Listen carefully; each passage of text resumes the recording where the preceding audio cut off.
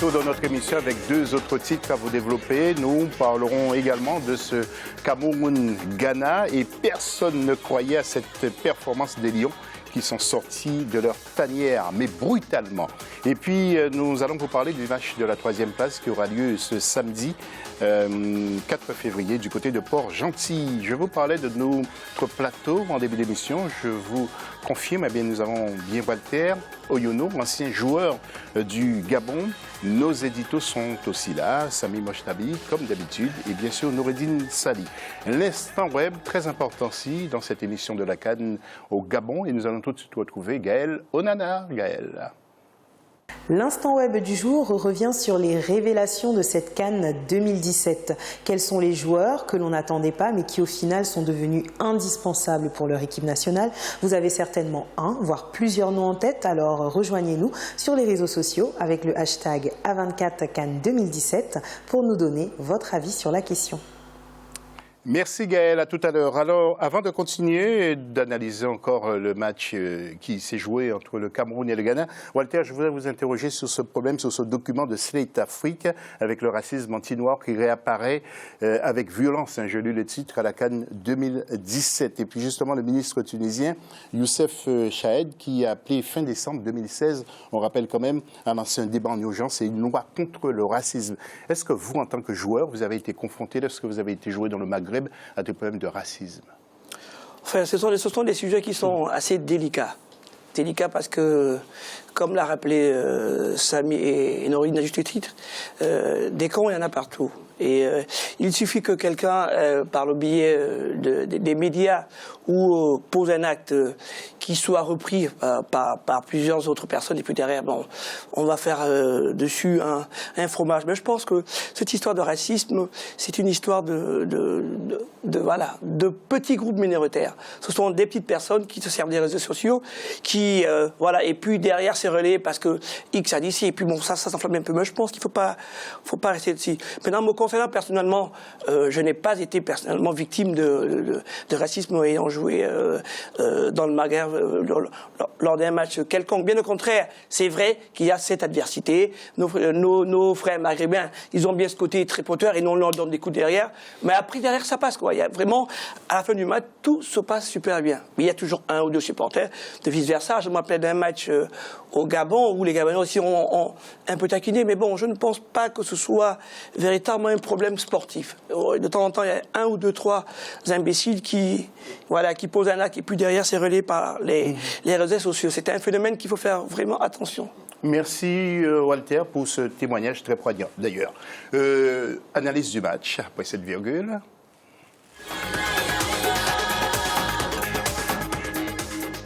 Et le retour sur le Cameroun avec un Cameroun très compact et une équipe reconstituée au gré des reproches, des remarques, des critiques. Le Cameroun, malgré l'absence de quelques joueurs, a déjoué tous les pronostics pour se qualifier en battant 2-0 le Ghana.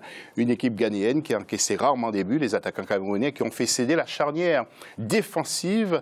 Atsu et les frères Ayou n'ont pas résisté et Boy n'a pas réussi à annihiler non plus les offensives de Mokonjo et Deep També. Alors, il y a deux garçons qui nous ont marqués, ce sont les buteurs, bien sûr. Il s'agit de Gadeux, 72e, et Bassogog, qui a marqué à la 93e minute. Alors, Noureddine, je m'adresse à vous. Est-ce que les Camerounais sont vraiment sortis de la tanière et devant l'Égypte vont rentrer de nouveau pour regagner leur tanière? Et bien là, ils sont sortis pour de bon. Oui. Il choisit vraiment ses arguments. Non, moi, je vais y aller dans le sens où je dis que c'est une équipe qui arrive de nulle part avec tous les problèmes d'avant-compétition. Je pense que cette équipe de Cameroun monte en puissance au fur et à mesure que la compétition avance. Je pense que aussi le rôle de l'entraîneur n'est pas négligé. Il a essayé de trouver la vraie formule pour faire adhérer et fédérer surtout tout ce bon monde derrière une seule envie, c'est aller le plus loin et essayer de méditer nos ancêtres. Je pense que Ngado, moi quand je le vois, ça me rappelle les Kala et surtout les Condé, quoi. Je veux dire, ils ont toujours eu un meneur défensif, une tour de contrôle qui essaye d'abord d'assurer quelque part la sécurité sociale défensive et en plus de ça, pourquoi pas venir comme ça marquer et délivrer tout un peuple. Je pense que le Cameroun avec l'Égypte, ça fait 11 victoires sur 29 sur l'histoire du football africain. C'est 2 griffes qui nous vont, et je rejoins surtout Samy pour ne pas, j'espère qu'on ne va pas s'ennuyer dans cette finale par rapport aux 2 styles de jeu proposés. Oui, Samy, il ne faut pas vous déranger dimanche. Hein. Ah non, ça va être... non, mais ça va être une belle finale, comme l'a dit Nourdine. On n'attendait pas vraiment ce Cameroun quand même. Contre le Sénégal, c'était un petit peu... Bon, c'était pas très beau, il faut bien se l'avouer. Là, ils sont sortis, ils ont joué. Bruce qui nous ramène des joueurs, vous vous rendez compte, Teke, il va le chercher à Sochaux en D2, Bassogog au Danemark. Mais sur le dernier but, Bassogog, il vole jusqu'au but, c'est impressionnant. Ils doivent nous regarder aussi, les Camerounais, peut-être aussi Gobos. Il faut le garder aussi. Hein. Mais oui, mais bien sûr. Sani, il nous le prend en Belgique, personne ne le connaît. Il nous bâtit une équipe de briques et de broc. Il nous l'amène en finale en gagnant avec la manière contre le Ghana, alors que le Ghana était ultra favori. Le Cameroun a joué, on n'a jamais senti, personnellement, j'ai jamais senti le Ghana en mesure de battre ce Cameroun en demi-finale. Le Ghana était sans défense, n'arrivait à rien proposer. Le Cameroun a piqué 2 fois de suite, mais vraiment ce deuxième but de Bassogog, moi je le voyais voler sur le terrain. C'était impressionnant. Oui, oui. Super équipe du Cameroun. Alors, mon cher Walter, je vais vous montrer un garçon, vous allez me dire qu'est-ce que vous pensez de lui. Tiens, c'est le gardien, justement, qui a fait un tournoi extraordinaire jusqu'à présent, Sondoa. Que pensez-vous de ce garçon, Fabrice Sondoa? Penser de ce garçon, je pense qu'il est très... c'est devenu un monsieur de cette CAN. Voilà. Il est arrivé tout jeune, aujourd'hui c'est un monsieur de cette CAN. Mais si vous regardez bien l'histoire, le Cameroun est une nation où on a toujours eu des grands gardiens. Ah, ouais. Donc je pense qu'on doit s'inscrire dans la lignée de ces gardiens-là. Si vous vous rappelez, les Kamené, les Antoine Bell, les Thomas Nkono, les Songo, voilà, Itangi aussi. Voilà, Itangi. Donc c'est l'un des pays en Afrique, je dirais même au monde, où il y a une lignée de très très bons gardiens. Walter, Samy et Noureddine, justement, pour nos téléspectateurs, pourquoi le Cameroun a autant de bons gardiens? Parce qu'ils n'ont pas leur place sur le terrain, sur le champ? Et ils deviennent gardiens? Non, mais expliquez-nous. Parce qu'il y a toujours eu de grands gardiens. Ça a été des débuts. Mais vous savez, c'est une culture. C'est une culture qui s'entretient. D'accord? Ça s'entretient. C'est une culture. Et voilà l'exemple même où le témoin est bien passé. Voilà, on passe le relais aux jeunes. Donc, généralement, vous verrez l'équipe nationale du Cameroun, c'est toujours les anciens gardiens qui sont là et qui conseillent et qui guident. Comme un peu exactement le même cas était en Égypte. Le gardien ne serait pas blessé. Aujourd'hui, c'est pas qui joue. Donc voilà. Donc je pense que c'est très bien. Et il joue à Valence, justement, en Doha. Alors, vous avez cité effectivement Charles Chtange, Carlos Kameni. Il y a aussi Thomas Nkono, Jacques Songo, Antoine Bell. Et Joseph-Antoine Bell. Noureddine, vous n'avez pas voulu jouer dans les buts à un moment quand vous étiez jeune, non? J'avais peur de la balle. Et Samy, avec votre taille, non, vous n'avez jamais voulu? J'ai joué un petit peu goal. J'avais une bonne envergure, donc c'était plutôt pratique. Oui. Vous pensez que la sorcellerie existe toujours, les fétichismes et tout, non, dans le football, dans la CAN? Il faut demander à Samoa. On ne croit pas, mais ça existe. C'est des faits, on va dire, plutôt de plaisanterie. Oui, Noureddine, regardez le gardien du Ghana, ce qu'il avait dans les mains. Oui, je sais. Oui, regardez, nous allons voir. Donc, dans quelques instants, justement, une petite statuette en plastique. Ah non, la statuette, il y a une autre histoire. Il y a une vraie histoire, et Noureddine va vous la raconter. Noureddine, la statuette, ça appartient à son fils qui s'est décédé. C'est ce qu'il a dit. On va le croire. Avant, son fils est décédé. Son fils est décédé. Oui, son fils est décédé. Son fils est décédé, donc voilà. Donc il a pris un jouet de son fils qu'il a pris comme... Ça se fait dans tous les clubs. Ça n'a rien à voir avec la sorcellerie. Un petit porte-bonheur. Nous sommes sûrs que si on fouille vos poches, on va peut-être retrouver quelque chose, une petite pièce ou un truc comme ça. On a tout ça quelque part. Il y a des footballeurs aussi qui mettent toujours le même slip lorsqu'ils jouent. Oui, je sais pas si... Oui, ça, c'est oui. Walter, qu'est-ce que vous aviez comme vieille habitude, vous? Qu'est-ce que vous aviez comme... J'ai toujours eu une paire de bottes Chibia que j'ai toujours portée, quel que soit le match. Même elle était cassée, je l'en mets toujours. Parce que, allez, comment ça se passe? Vous arrivez lors d'un match, tout vous réussit. Et il y a ce côté psychologique, vous dites, écoutez, si tout a réussi, je vais reproduire exactement la même chose, donc je garde les mêmes éléments. Les mêmes ingrédients qui ont permis à ce que je fasse ça, je vais le refaire. Et vous savez, je ne vais pas trahir un secret. Il y en a, avant les matchs, qui ont besoin de boire un petit coup ou de faire l'amour, tout simplement. Ah ouais, carrément. Eh oui.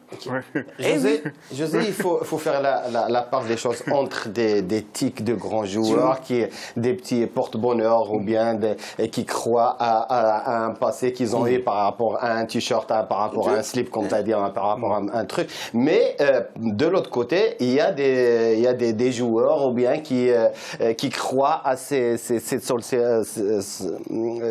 trucs ces traditions. Ils ramènent de l'eau parfois, ils commencent à le mettre autour de 2 buts, machin. Ça, c'est vous savez, quand ça, vous gagnez, vous dites c'est à cause de la sorcellerie, mais quand vous perdez... Non, mais tout simplement parce que, comme ça reprend... On va faire pour un, ce que je disais, c'est que ça a marché une fois, et ils le reproduisent. Donc il y a cet effet psychologique. Ce n'est pas tant on va dire, comme disent les anglophones, le juju en lui-même, mais c'est de reproduire ces choses-là. Voilà, et vous aurez remarqué que Samy ne nous a jamais dit ce qu'il faisait avant un match, que ce soit basket ou football, mais peut-être qu'on le saura avant la fin de l'émission. Maintenant, le plus du manque.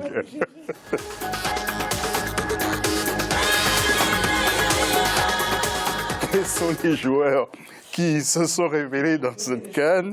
Voyons ce sujet présenté par Deo Gracias Podo. La Coupe d'Afrique des Nations continue de déchaîner les passions partout en Afrique. Depuis le 14 janvier 2017, sur les stades gabonais, de nombreuses sélections nationales rivalisent de passion, de performance et de détermination pour conquérir le trophée continental. Mais au final, sur les 16 équipes au départ, seulement 2 auront le mérite de livrer l'ultime bataille de la compétition. Il s'agit de l'Égypte et du Cameroun. Mais la Coupe d'Afrique des Nations aura également été l'occasion de découvrir de jeunes talents du football africain. La plupart n'ont certes pas réussi à atteindre le dernier carré de la compétition, mais ont su se révéler au public sportif en quelques matchs. Comme à chaque compétition, il y a toujours son lot de révélations, des joueurs que le public ne connaissait pas. Et dans ce registre-là, bien évidemment, on peut déjà citer Denis Bouanga du Gabon, qui a fait une très très belle CAN, qui à mes yeux ne méritait pas de sortir au premier tour. Mais bon, le jeune Hervé Kofi, le gardien du Burkina Faso, faisait des classes exceptionnelles. On ne peut pas oublier un joueur comme Piketty qui, jusque-là, marque pour moi le plus beau but de cette compétition. Entre la phase de groupe qui s'est achevée le 25 janvier, les quarts de finale les 28 et 29 janvier, puis les demi-finales les 1er et 2 février 2017, plusieurs rencontres ont été disputées sur les pelouses de Libreville, Franceville, Oyem et Port-Gentil. Des occasions largement suffisantes pour les nouvelles révélations de cette Coupe d'Afrique des Nations de convaincre aussi les recruteurs d'ici et d'ailleurs. Sur certains joueurs, les commentateurs sont pour la plupart unanimes. Dans la shortlist, on retrouve le Gabonais Denis Bouanga, les Burkinabés Préjus Nakulma et Hervé Kofi, le Togolais Mathieu Dosevi, l'Algérien Islam Slimani, le Congolais Junior Kabananga, le Camerounais Christian Bassogog, le Sénégalais Diao Keita Baldé ou encore le Bissau-Guinéen José Luis Mendez Lopez alias Zezinho. Voilà, messieurs, j'imagine qu'il devrait y avoir beaucoup d'experts, beaucoup d'agents dans les tribunes. Il y a beaucoup de joueurs qui se sont révélés, selon vous, Walter? Je ne pourrais pas dire qu'il y a beaucoup de gens qui sont révélés. Je vous dis, j'ai eu quelques bonnes surprises comme ça. Du côté camerounais, bon, les Égyptiens sont fidèles dans cet bloc. On a du mal à prendre comme ça en Égypte un joueur. Je sais. Après, sinon, il y a Salah, il y a Mendes là que j'ai vu qui est pas mauvais, qui vient de la Guinée-Bissau. Sénégal, non. Moi, ce qui m'impressionne, c'est l'intelligence du joueur, comme Mohamed Salah. Lorsqu'on voit ce qu'il a fait, n'importe qui ne peut pas se permettre. Franchement, Salah était un joueur déjà installé, c'est un top 3 africain. Il est amené à gagner le ballon d'or africain dans les prochaines années. Il joue quand même dans des grands clubs. Il a joué à Chelsea, il fait maintenant les beaux jours de la Roma. Mais moi, j'ai découvert quelques talents quand même durant cette CAN. Le rock défensif de l'Égypte, Hegazi, est impressionnant. Je pense qu'il y a beaucoup de clubs en Europe qui pourraient l'utiliser. Que ce soit aussi, on en a parlé déjà, Mendil à gauche. 19 ans, qui ne joue pas avec Lille, je pense qu'il pourrait aussi servir plusieurs clubs. Il y a le petit Zimbabwéen Baliat, qui Robin, là. oui, qui est très bon, qui était d'ailleurs nominé. Hein, oui, qui était nominé, qui est pour le un Ballon des d'Or. meilleurs joueurs d'Afrique, qui a fait beaucoup de mal. Billiard, pardon, qui a fait beaucoup de mal à l'Algérie. Il y a quand même des talents. On a parlé de Keita Baldé aussi. À la Lazio, il est déjà bon. Mais là, il a encore montré qu'il avait quand même du talent. Qui n'a rien à voir avec Alpha Baldé. Exactement.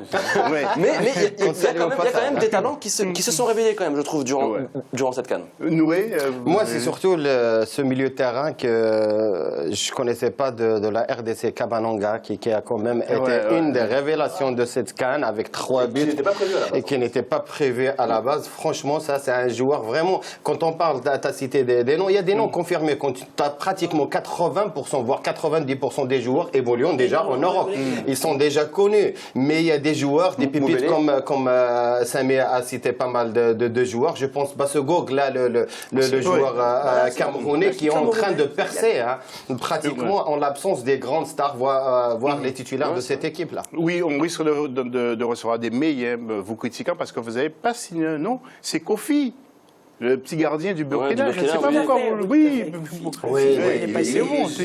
Il a beaucoup d'expérience, mais moi je lui reproche quelque chose. Qu'est-ce qui lui a pris à aller tirer ce pénalty? Le truc, c'est que Kofi sera éclipsé par Ondoa. Parce que, voilà, un jeune poil. Il y a un joueur aussi Mounir, il a été très bon. Il y a aussi l'avant-centre du Maroc, là, ce Aziz Bouadouz, que personne ne connaissait. Il vient de la D2 allemande, en l'absence bien sûr des joueurs titulaires qui ne sont pas là. Et il a fait pratiquement le travail avec l'équipe du Maroc. Le Maroc a gagné au moins dans cette CAN un avant-centre. Voilà, messieurs, bien merci. C'est la preuve qu'Africa 24, vraiment, nous avons toutes les infos, hein, parce que vous suivez tout, rien ne vous échappe. Le tableau maintenant, avec donc un nouveau coup d'œil sur ce qui vous attend. Alors, Burkina Faso, on le rappelle, hein, Égypte, un but partout, pénalty pour l'Égypte, 4-3. Ensuite, le Cameroun qui a battu le Ghana 2-0. Avant ça, je voudrais juste faire un petit clin d'œil à nos amis sénégalais qui sont encore très tristes, hein, parce qu'avec les pénaltys, le Cameroun a brisé le moral des Sénégalais. Je pense notamment à un supporter qui s'appelle M. Biram. Et puis donc, les finales, donc samedi, finale de la 3e place, et dimanche, la grande finale Cameroun-Égypte. Juste après la pause, on se retrouve pour la dernière partie de cette émission.